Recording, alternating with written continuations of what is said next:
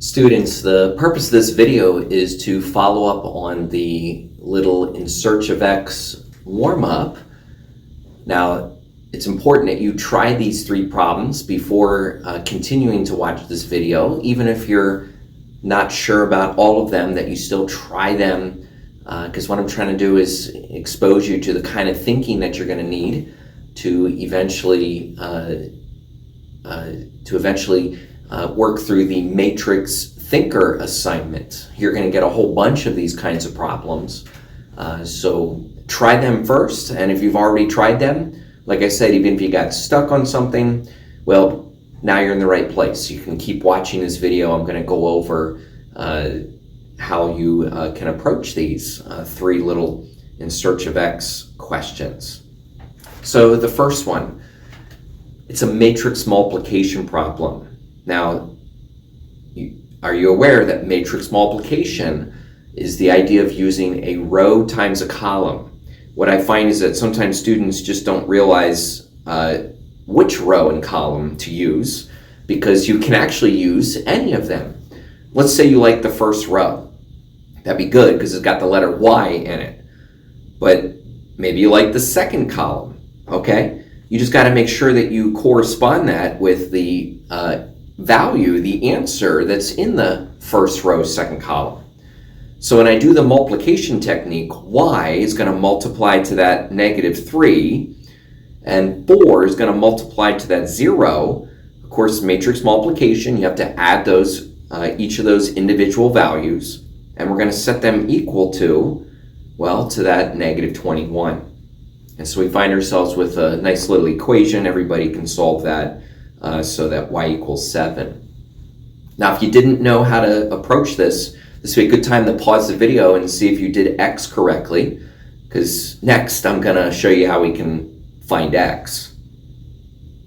It's going to be the same idea. We're going to circle a row and a column. Now, if you're saying, well, why are you circling that row and column?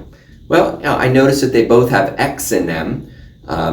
I just got to make sure that I circle the number 30 that corresponds with the second row, first column.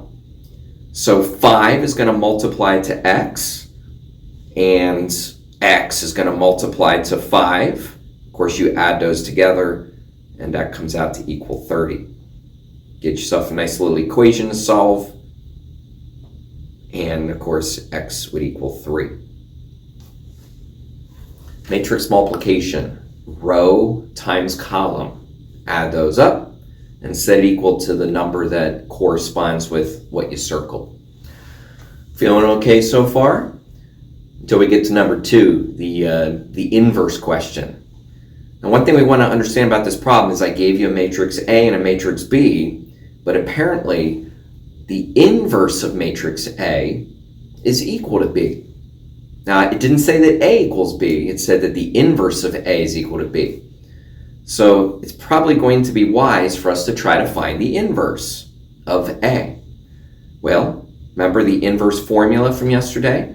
It's 1 over the determinant. The determinant. I'm going to need to find that. Now, how do you find the determinant? Well, remember the determinant is found by, let me change some colors up here. The determinant is found by multiplying the main diagonal and multiplying the secondary diagonal and subtracting. Yeah, the determinant requires a subtraction. So it looks like the determinant of this matrix comes out to be X. Okay, well, we're trying to work with X, so we're going to go with it. We're going to put the letter X in here for the first part of our formula. Now, do you remember the other part of the formula? It requires like some switching. You're going to switch the position of the main diagonal. You're going to make the secondary diagonal the opposite. And so I end up with 1 over X in front, which is going to have to multiply to the inside to each of these 4 entries. And I think I'll end up with my inverse. Now, when I multiply 1 over X, I get 4 over X, I get -3 over X, I get -X over X, and I get x over x, which of course can each simplify to be -1 and 1 in that order.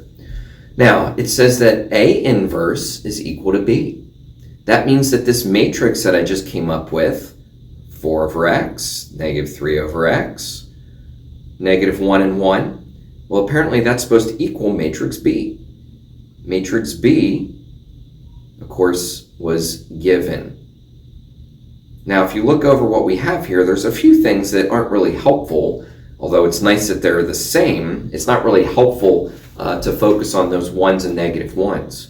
But what would be helpful is to focus on perhaps where the x's are. And of course, those entries, well, they have to be equal. So I can say that 4 over x would have to equal x. Now that creates a little equation that if I solve by multiplying x to the other side, I'll end up with a little 4 equaling x squared, which of course means that x equals plus or minus 2. Okay, maybe I better consider what's going on with the other x, with the other entry of x. Of course, those have to be equal. And if you solve this one, I think you're still going to multiply x over here, but you're going to divide -1.5 over here. Well, -3 divided by -1.5, that comes out to be 2. Now what we notice here is that we end up with only +2 for this one, since it has to satisfy all of the entries. I think what we're going to have to do here is only choose the +2 with our first one. So we end up with x equaling 2.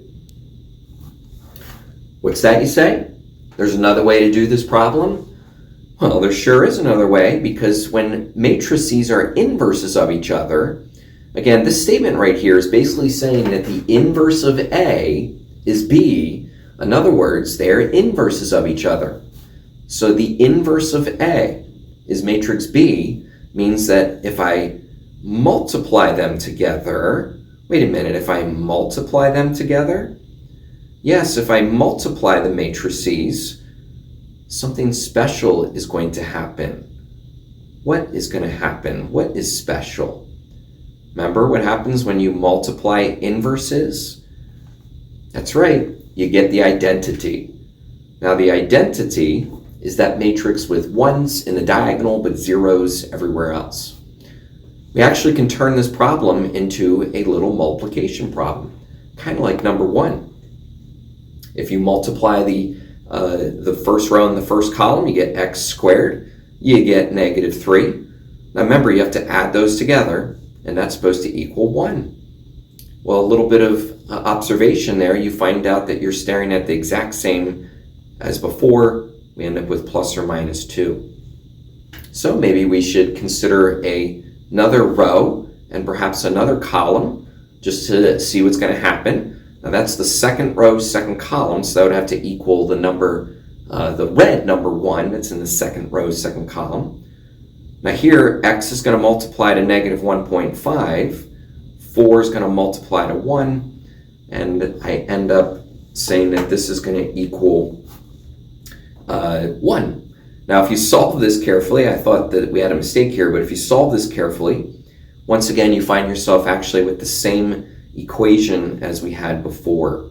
And so we can say, once again, that x only equals +2. Doing all right?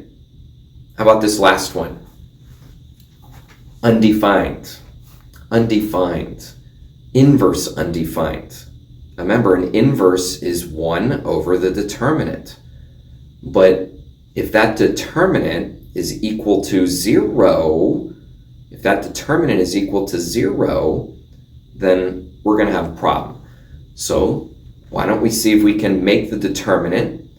Why don't we see if we can find the determinant, multiply the diagonals, and subtract, and why don't we let that equal 0? Because if we make it work that way, then it's going to come out undefined. Well, be careful with some of the negatives here, but I believe we're going to end up with 14/3 or the decimal equivalent, and that's going to be the bad number that makes the determinant equal 0. that makes that inverse undefined. Now, the next step in your little journey here with matrices is to start to work on the matrix thinker assignment. Now, the matrix thinker assignment is meant to get you to notice some special behaviors of matrices, to do some problems like this where you're working with X and Y, and to also understand a little bit about your calculator. Yeah, you're going to want to watch the the calculator conversation video, where I'm going to show you a couple odds and ends with, again, how your calculator can do matrices. So make sure you watch that next, and then jump into that matrix thinker assignment until we're back together again.